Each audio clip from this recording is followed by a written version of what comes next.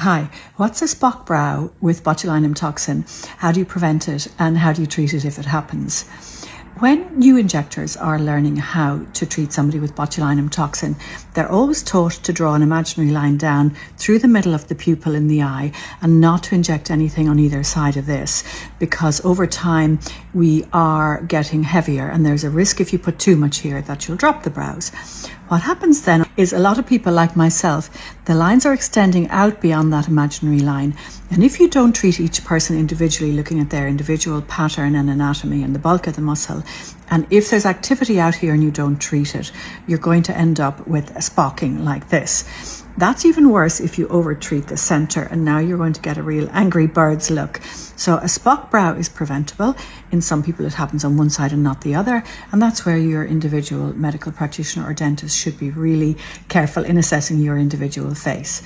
If it does happen, you can easily correct it by putting some toxin above here, staying away from the area close to the brow so you don't drop, but high enough up here so that you drop it a fraction and you're correcting from a Spock brow like this just to normalize it a little bit more. So it's preventable, you need careful individual assessment, and if it ever does happen to you, it is fixable. Take care, bye.